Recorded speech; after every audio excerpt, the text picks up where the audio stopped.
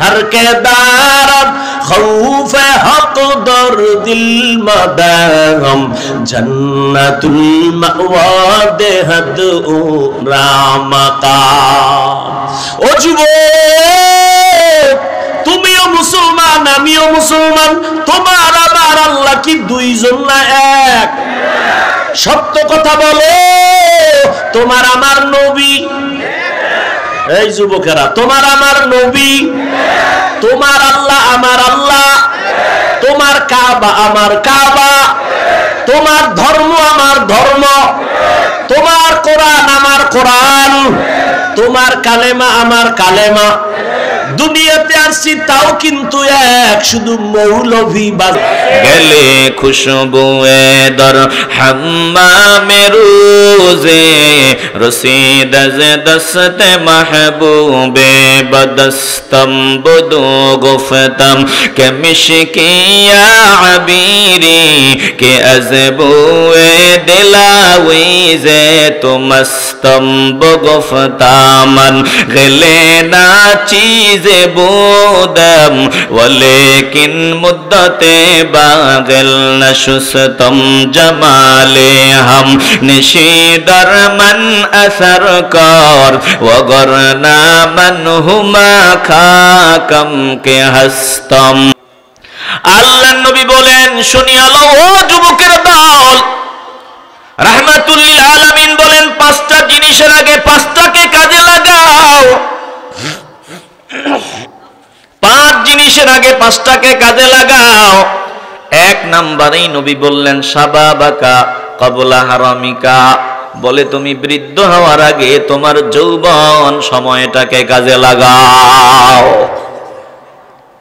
এ মুসলমান নবীর আশিকের দল, যৌবন অনেক দামি নেয়ামত। বলে যৌবনে যেই বান্দা মাওলার বন্দিগি করে, মাওলার ইবাদত করে, একটা সময় বার্ধক্য জনিত কারণে যদি বান্দা আল্লাহর ইবাদত করতে নাও পারে, যৌবনে বান্দা তাহাজ্জুদের নামাজ পড়তো, যৌবনে বান্দা তেলাওয়াত করতো, মসজিদে গিয়া নামাজ আদায় করতো, বার্ধক্য জনিত কারণে যদি বান্দা মসজিদে যেতে না পারে, বার্ধক্য জনিত কারণে যদি বান্দা তাহাজ্জুদ পড়তে নাও পারে, যৌবনে যে বান্দা তাহাজ্জুদ পড়েছিল, আমার আল্লাহ ওই বান্দাকে বুড়া হওয়ার কারণে না পড়তে পারলেও, যৌবনের কারণে যৌবনে ইবাদত করার কারণে আমার আল্লাহ না পড়লেও তাদেরকে তাহাজ্জুদের সওয়াব দান করে দিবে। জোরে কোন আল্লাহু আকবার। তাহলে যৌবন অনেক দামি। নবী বলেন, বুড়া হওয়ার আগে যৌবন কাজে লাগাও।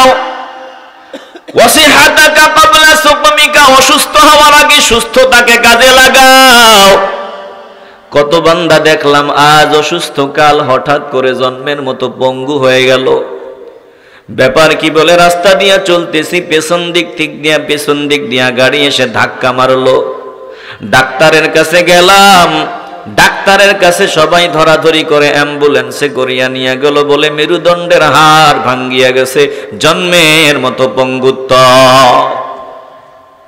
এ মুসলমান ইমানদার, আজ সুস্থ, কাল যে আমি সুস্থ থাকবো, বলেন এর কোনো গ্যারান্টি আছে? আসতে বলবেন না, জবান খুলে বলেন গ্যারান্টি আছে? তাইলে আল্লাহর নবী বলছেন সুস্থতাকে কাজে লাগাও অসুস্থ হওয়ার আগে। এরপরে নবী বললেন, শুনিয়া লও, ওয়াফারাগাকা ক্বাবলা শুগলিকা, আল্লাহর নবী বলেন অবসর সময়কে কাজে লাগাও ব্যস্ততা আসার আগে। 4 নম্বরে আমার নবী বললেন, শুনিয়া লও, তোমার সম্পদ কাজে লাগাও ফকির হওয়ার আগে। 5 নম্বরে আমার নবী বলেন, ওয়া হায়াতাকা ক্বাবলা মাউতিকা, জীবনটাকে কাজে লাগাও তোমার মরণ আসার আগে। এ মুসলমান নবীর আশিকের দল, জীবনটা বড় দামি সম্পদ। একটা সেকেন্ড যায় আমি দুর্বল হয়ে যাইতেছি, একটা মিনিট গেল আমার পুঁজি কমিয়া গেল, একদিন চলে গেল আমার পুঁজি কমে গেল, একটা ঘন্টা চলে গেল আমার পুঁজি কমিয়া গেল। তাইলে বলেন, দিন যত যায় আমাদের ফাউন্ডেশন মজবুত হয় না দুর্বল হয়? আসতে বলবেন না, মজবুত হয় না দুর্বল হয়? তাহলে চূড়ান্ত পর্যায়ে দুর্বল হওয়ার আগে একদিন দুর্বল হইতে হইতে আমার চোখের দৃষ্টি জন্মের মতো চলে যাবে। দুর্বল হতে হতে আমার জবান থেকে কথা বলার শক্তি একেবারে চলে যাবে, আর কথা বলতে পারবো না। কানের শ্রবণ শক্তি দুর্বল হইতে হইতে একদিন আর শুনবো না, পা দিয়ে একদিন আর চলতে পারবো না, হাত দিয়া ধরতে পারবো না। দুনিয়ার মানুষগুলা ডাক নিয়ে বলবে দ্রুত কর, এই কামলাটা এতদিন কামলা দিয়েছে, এখন আর আমাদের কাজ করতে পারবে না, যত তাড়াতাড়ি সম্ভব কাফনের ব্যবস্থা কর, দাফনের ব্যবস্থা কর, মাটি চাপা দেওয়ার ব্যবস্থা কর, কারণ এটা এখন আর আমাদের কোনো কাজে লাগবে না। এ মুসলমান ইমানদার, এজন্য নিজের জন্য কিছু করা দরকার।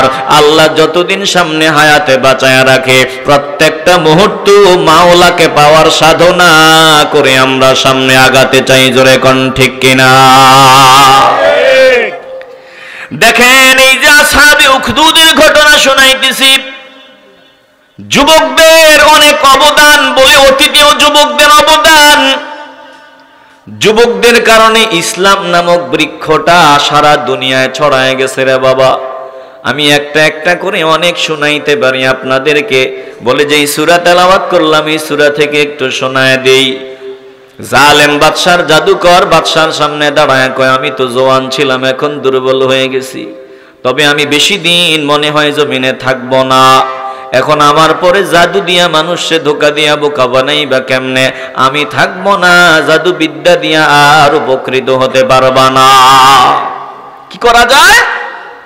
বলে মেধাবী একটা যুবক আমাকে ঠিক করে দাও, ওই মেধাবী যুবকটাকে আমি আমার জাদুবিদ্যা শিক্ষা দিয়া যাব, এরপরে যুবকের দ্বারা তুমি উপকৃত হইবা। বাদশাহ একজন মেধাবী যুবককে ঠিক করিয়া দেয়। ওই যুবক প্রতিদিন বাদশার দরবারে আসিয়া জাদুবিদ্যা শিখিয়া বাড়ি যায়। আসা যাওয়ার পথে মাঝে মধ্যে নজর যায় একজন আল্লাহর ওলির দরবারের দিকে, যুবকের নজর যায়। মনে মনে চিন্তা করে, আল্লাহর ওলির দরবার, ওখানে বাদশার দরবারের মতো ঝাঁক ঝমক নাই, বাদশার দরবারের মতো দামি দামি চেয়ার নাই, বাদশার দরবারে নর্তকী আছে, ওখানে নর্তকী নাই, বাদশার দরবারে মদ পাওয়া যায়, ওখানে কোনো মদ নাই, দামি বিছানা নাই, দামি জিনিস নাই, বসার জন্য দামি দামি ব্যবস্থা নাই, ফল ফুরুটও নাই। কিন্তু আল্লাহর ওলি নিচে বসিয়া বসিয়া মানুষকে কি জানি শোনায়, আর মানুষের দল নিচে বসিয়া ফকিরের মতো তিনার জবানের কথাগুলো শুনে কলিজা ঠান্ডা বানায়। জোরে কোন আল্লাহু আকবার। নাই, কিছুই নাই। বলেন আল্লাহর প্রিয় বান্দাদের দরবারে কিছুই নাই, শান্তি আছে। কথা কোন শান্তি আসেনি?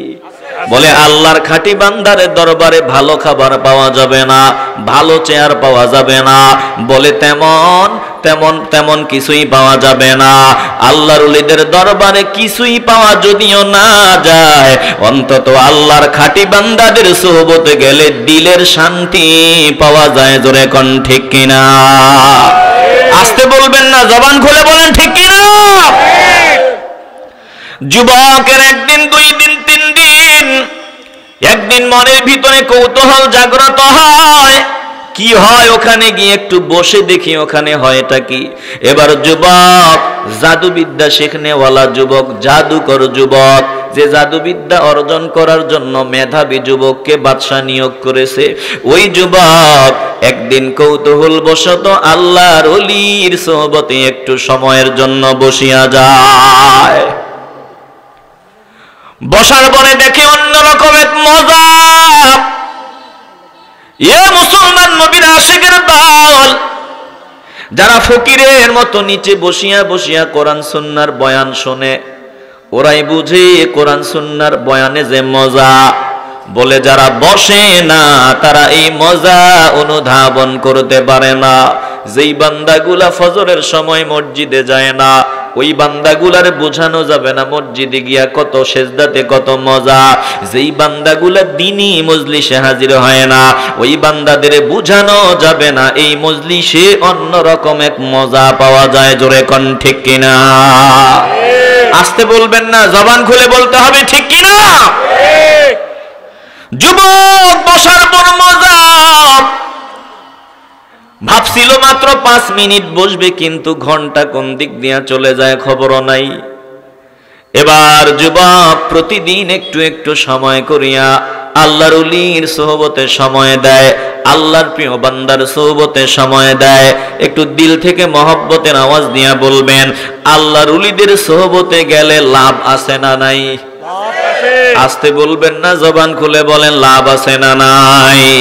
গেলে খুশবুয়ে দর হাম্মামে রোজে রসিদ জে দস্তে মাহবুবে বদস্তম বদু গুফতম কে মিশকিয়া আবিরি কে আজবুয়ে দিলাওইজে তুমস্তম বগুফতামন গলে না चीज़े बोदम वलेकिन मुद्दते बागल नशुस्तम जमाले हम निशीदर मन असर कर वगरना मन हुमा खाकम के हस्तम एक खंड सुबास माटी हाम्मामेर ভিতর, এক খণ্ড সুবাস মাটি হাম্মামের ভিতর হইল একদা শেখ সাদির দৃষ্টি গোচর। হস্তে নিয়া কহিল, তুমি মেশকোনা আম্বর, দাও তব পরিচয় অতি সত্তর। এত সৌরভ কোত্থেকে করিলে হরণ, যার ফলে মুখরিত মরন্তকরণ। কহিল সে তুচ্ছ মাটি আমি নহি আম্বর, কিছুকাল ছিলাম তবে গোলাপের সহচর। তারই সোহবতের জানো এতই আসর, সর্বজনে করে তাই মহা সমাদর। আল্লাহর ওলি শেখ সাদি রহমাতুল্লাহি আলাইহি বলেন, গোসল করতে গেলাম, গোসল করতে গিয়া কাদা মাটি হাতে নিয়ে দেখলাম ওই কাদা মাটির ভেতর থেকে ফুলের সুগন্ধ পাওয়া যায়। কাদা মাটিকে ডাক দিয়া বললাম, রে মাটি, আমি তো নজর দিয়া দেখি তুমি মাটি ছাড়া আর কিছুই না, ব্যাপার কি তোমার ভেতর থেকে ফুলের সুগন্ধ পাওয়া যায়? কাদা মাটি ডাক দিয়া কয়, ও আল্লাহর ওলি, আপনি আমার যেমন মাটি দেখেন আমি তেমন কাদা মাটি, তবে আমি কিছুকাল ফুলের সোহবতে ছিলাম, আমার উপরে ফুল গাছ, ওই ফুল পড়ে পড়ে আমার উপরে বিলীন হয়। বলে সঙ্গীর গুণ পশিয়াছে মম মাঝে গো, নইলে কাদাই কি সুবাস এত পাইতে। এ মুসলমান নবীর আশিকের দল, কাদা মাটির ভিতরে ফুলের সুঘ্রাণ যায় বলে ফুলের কাছে থাকার কারণে একজন সাধারণ মানুষ যদি আল্লাহ ওয়ালাদের সোহবতে সময় দেয়, বলে আল্লাহর ওলির গুণ এই সাধারণ মানুষের ভিতরেও চলে আসবে। জোরে কোন ঠিক কিনা? যুবক, জাদুবিদ্যা শিখনেওয়ালা যুবক সময় দেয়, একটু একটু সময় দিয়া মজা পায়। এবার প্রতিদিন নিয়ম করে করে একটু একটু সময় দেয়। হঠাৎ করে রাস্তা দিয়ে একদিন যাওয়ার সময় রাস্তায় হিংস্র একটা জানোয়ার দাঁড়িয়ে আছে, মানুষ পথ অতিক্রম করতে পারে না। যুবক, সংক্ষেপে বলতেছি, ভালো করে খেয়াল করেন। যুবক একটা ছোট পাথরের টুকরা হাতে নিয়ে আল্লাহকে ডাক দেয়, আল্লাহ, যদি আমি ওই ধর্মগুরু যে আছে আপনার প্রিয় বান্দা, আমি তার সোহবতে যাই, ওখানে গিয়া যা শিখলাম এগুলো পড়লাম, ফু দিলাম, আয় আল্লাহ, যদি তিনার ধর্ম সত্য হয় আমি ওই সত্যটা দেখতে চাই, যাতে এই হিংস্র জানোয়ারটা মুহূর্তের মধ্যে মরিয়া যায়। বলে পাথর নিক্ষেপ করতে দেরি হয়, হিংস্র জানোয়ারটা মুহূর্তের মধ্যে মাটিতে লুটায়া পড়তে দেরি হয় না। জোরে কোন আল্লাহু আকবার। হাজার হাজার মানুষ দৃশ্যটা দেখার পর যুবকের কাছে মানুষ ভিড় করা আরম্ভ করে দেয়। এই যুবককে আমার আল্লাহর ওলির সোহবতে যাওয়ার কারণে অলৌকিক পাওয়ারওয়ালা বানায় দেয়। যুবক যার গায়ে হাত বুলায় দেয় রোগ ভালো হয়ে যায়, কুষ্ঠরোগীর গায়ে হাত বুলাইলে ভালো হয়, অন্ধের চোখে হাত বুলায় দিলে অন্ধত্ব দূর হয়ে যায়। বলে সব জায়গায় যুবকের জয় জয় ধ্বনি শোনা যায়। বাদশার এক কাছের লোক অন্ধ অন্ধ, ওই মানুষটা যুবকের সামনে আসিয়া হাজির হয় অনেক উপহার উপঢৌকন নিয়া। এবার ওই বান্দা ডাক দিয়া বলে, না উপহার দিলাম, বিনিময়ে আমার চোখের আলোটা ফিরায়া দাও। যুবক ডাক দিয়া বলে, না না না, চোখের আলো আমি ফিরাইতে পারি না, যিনি দৃষ্টি শক্তি দান করে দিবেন তিনি একজন, বলেন তিনি কে? কি করা বলে, তার উপর ঈমান আনো, আমি দোয়া করব। বাদশার কাছের লোক ঈমানওয়ালা হয়, এবার আল্লাহর কাছে দোয়া করলে আল্লাহ দৃষ্টি শক্তি ফিরায়া দেয়। ভালো করে খেয়াল করেন, এই সব ঘটনা যুবকের ওই ওস্তাদ আল্লাহর ওলি তিনার কাছে গেল, তিনি গিয়া সব বিস্তারিত বললেন। আল্লাহর ওলি ডাক দিয়া বলে, ও বৎস, আল্লাহ তোমাকে আমার চাইতেও উঁচু মাকামওয়ালা বানায় দিছে, জোরে কোন আল্লাহু আকবার। তবে পরীক্ষা আসবে, পরীক্ষায় কিন্তু উত্তীর্ণ হতে হবে, সাবধান, আমার নাম বলা যাবে না। এদিকে বাদশার কাছের লোক ভালো হয়, অন্ধত্ব দূর হয়। এ লোকটা বাদশার সামনে গিয়া হাজির, বলে তুমি চোখে দেখো? বলে হ্যাঁ আমি চোখে দেখি। কেমনে দেখো? বলে আল্লাহ আমাকে দৃষ্টি শক্তি দান করেছেন, জোরে কোন আল্লাহু আকবার। বাদশার মেজাজ গরম হয়ে গেল, আমি সারা আবার ভিন্ন রব আছে নাকি? বলে এই ট্যাবলেট তুমি কোত্থেকে পাইলা? বলে এই খবর এক পর্যায়ে ওই বাদশার কাছের লোকটা জানায় দেয় যুবক। যুবককে সামনে হাজির করা হয়, ডাক দিয়ে বলা হয়, তুমি দেখি জাদুবিদ্যায় অনেক পারদর্শী হয়ে গেছো, তোমাকে আমার কাজে লাগবে।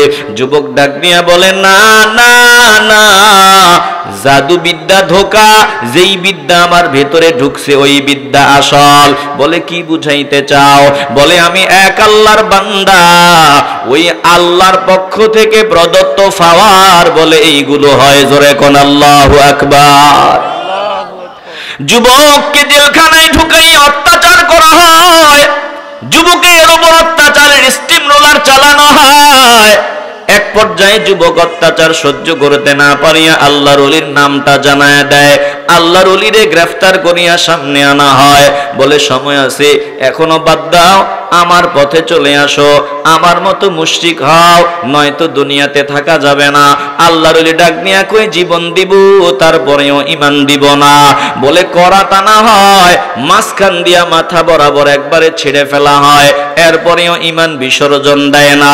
এবার যুবককে হত্যা করা হবে। বলে যুবককে হত্যা করার জন্য বাদশা এমন কোন চেষ্টা বাকি রাখে নাই যেটার দ্বারা যুবককে হত্যা করা যায়। এক পর্যায়ে বাদশা যখন ব্যর্থ হয়, যুবক বাদশার সামনে দাঁড়ায়, ও বাদশা গো, তুমি আমাকে মারতে চাও, আমিও তো মাওলার পথে শাহাদাত বরণ করতে চাই, তো যদি মারতেই চাও আমাকে এইভাবে হবে না, আমি যেমনি শিখায় দিই এমনি করো। বলে কি করা যায় বল? বলে এলান করে দাও, প্রচার করে দাও, হাজার হাজার মানুষ একটা ময়দানে জমা হবে, উঁচু একটা মঞ্চে আমারে উঠাইয়া এই নাও আমি তীর তোমার হাতে দিলাম, বিসমিল্লাহি রব্বিল গোলাম, এই গোলামের রবের নামে তীর মারলাম, এই কথা বললে যদি আমার দিকে তীর মারো আমি শাহাদাতের পেয়ালা পান করব, কোনো অসুবিধা নাই। বাদশা এবার সব তাকে মারার জন্য সব রেডি করে ফেললো, হাজার হাজার মানুষ জমা হয়। এবার বাদশা যুবকের দিকে তীর নিক্ষেপ করে বিসমিল্লাহি রব্বিল গোলাম, গোলামের রবের নামে তীর নিক্ষেপ করলাম বলতে দেরি হয়, মুহূর্তের মধ্যে যুবক শাহাদাতের পেয়ালা পান করে জমিন থেকে বিদায় হতে দেরি হয় না। হাজার হাজার মানুষ দৃশ্যটা দেখার পর এবার হাজার হাজার কণ্ঠে আওয়াজ, ও বাদশাহ, আমরা এতদিন ভুল পথে ছিলাম, এখন আর ভুল পথে থাকবো না।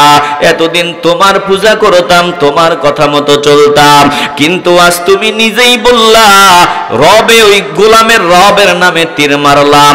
আমরা সবাই জানি এই গোলাম তোমারে রব মানে না, গোলাম একজনকে রব হিসাবে মানে, অতএব আমরা সবাই এই যুবকের রবের উপর ঈমান আনলাম। জোরে কোন আল্লাহু আকবার।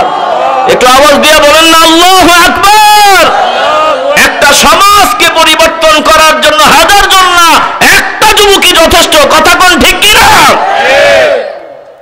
এই যুবক দুনিয়া থেকে বিদায় হয়েছে, কিন্তু ঈমানের প্রদীপ জ্বলা শুরু হয়।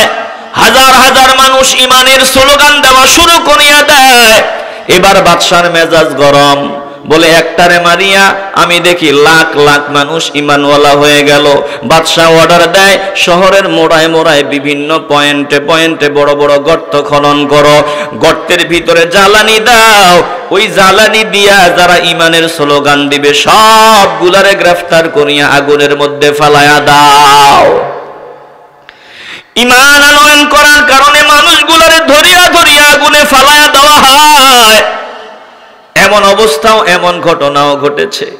বলে কোলের ভিতরে সন্তান, দুধের সন্তান, জালেম বাদশা দুধের সন্তানটাকে নিয়ে গেছে, আল্লাহর বান্দির সামনে আগুনের মধ্যে ফালায় দিবে। আল্লাহর বান্দির এই দুধের বাচ্চাটাকে ওই আগুনের কাছে নিয়ে বলে, এখনো সময় আছে, বল বল বল, যদি আমার দলে না আসো, ইমানের স্লোগান বাদ না দাও, তাইলে তোমার চোখের সামনে তোমার সন্তান আগুনে পুড়িয়া যাবে। আল্লাহর বান্দির ইমানটা টালমাটাল টালমাটাল, আল্লাহর কাছে সাহায্য চায়। ঠিক ওই মুহূর্তে দুধের সন্তান ডাক দিয়া কয়, মা না না না, সাবধান, ইমান বিসর্জন দেওয়া যাবে না, ইমান দেওয়া যাবে না, একটু সবর করো গো মা, তুমি দেখো আগুন, আমি দেখি ফুলের বাগান। জোরে কোন আল্লাহু আকবার। সন্তানকে আগুনে ফালায়া দেওয়া হয়, মাকেও ধরিয়া আগুনে ফালায়া দেওয়া হয়, এরপরেও ইমানের স্লোগান বাদ দেয় না রে বাবা। এইভাবে মানুষগুলারে ধরে ধরে আগুনে নিক্ষেপ করা হয়। আল্লাহ বলেন, ইযহুম আলাইহা কুউদুন ওয়া হুম আলা মা ইয়াফআলুনা বিল মুমিনিনা শুহুদ।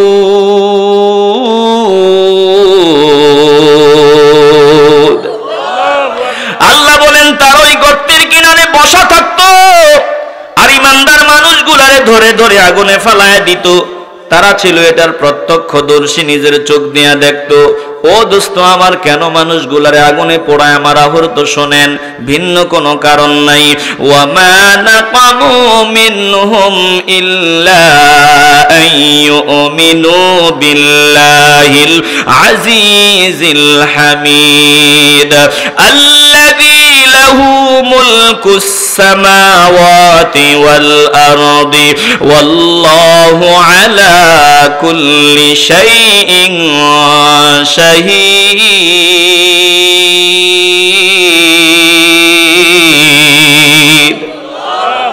ও দোস্ত, আপনি ঈমানওয়ালাদের জানায়া দেন, এই মানুষগুলারে আগুনে পোড়ায় মারা হইতো কেন, কি অপরাধ বলে, এছাড়া কোনো কারণ নাই, কোনো অপরাধ নাই।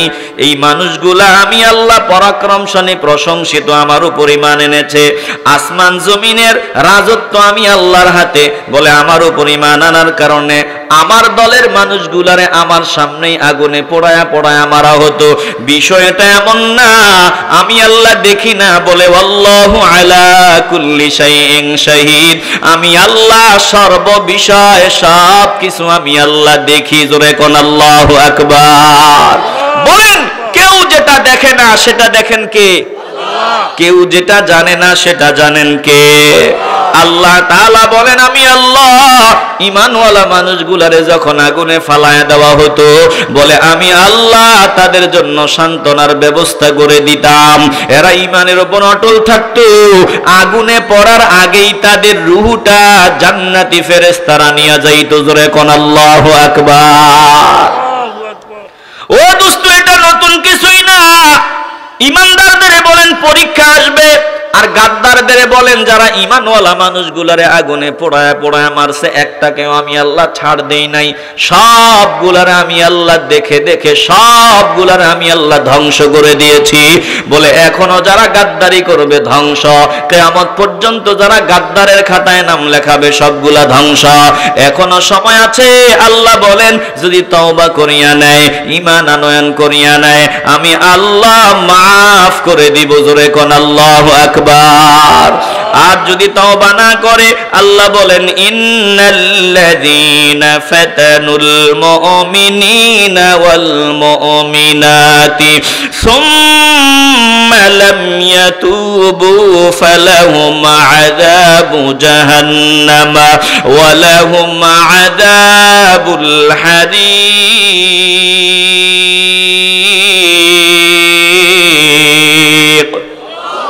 আল্লাহ বলেন নিশ্চয়ই যারা ঈমানদার বান্দা বান্দীদেরকে বিপদাপন্ন করেছে, কষ্ট দিয়েছে, সুম্মা লাম ইয়াতুবু, তারপর তওবা করে নাই, ফালাহুম আযাবু জাহান্নাম, তাদের জন্য আমি জাহান্নাম রেডি করে রাখছি, ওয়ালাহুম আযাবুল হারিক, অত্যন্ত তীব্র দহনকারী জাহান্নামের আগুন তাদের জন্য রেডি। আর আল্লাহ বলেন যারা ঈমানদার, ঈমানদারদের ব্যাপারে আল্লাহ পরিষ্কার কথা শোনায় দেন, ইন্নাল্লাযীনা আমানু ওয়া আমিলুস সালিহাতি লাহুম জান্নাতুন তাজরি মিন তাহতিহাল আনহার যালিকাল ফাওজুল কাবীর।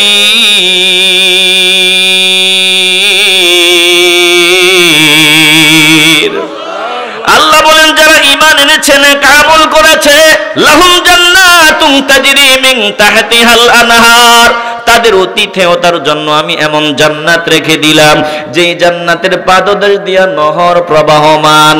বলে কি নহর? পানির নহর, দুধের নহর, মধুর নহর, শরাবের নহর। আল্লাহ বলেন এমন নহর প্রবাহমান, নদী প্রবাহিত এমন জান্নাত, এই নহরের পাশে আমি তাদের জন্য জান্নাতের ব্যবস্থা করে রাখলাম। আল্লাহ বলেন যালিকাল ফাওজুল কাবীর,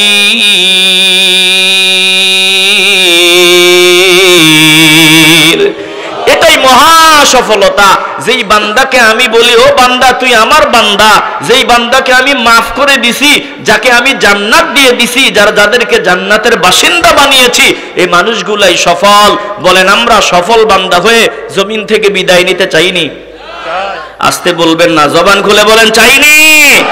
আর গাদ্দারি করলে কি হবে? আল্লাহ বলেন ইন্না বাতশা রাব্বিকা লাশাদীদ, ভুলে যাবি না আমার ধরা বড় শক্ত ধরা। আমি ছাড় দেই, সুযোগ দেই, সুযোগ দেই, সুযোগ দেই, সুযোগ দিতে দিতে যখন গাদ্দারির চরম পর্যায়ে চলে যায়, আমি এমন ভাবে ধরি বলে আর পালাবার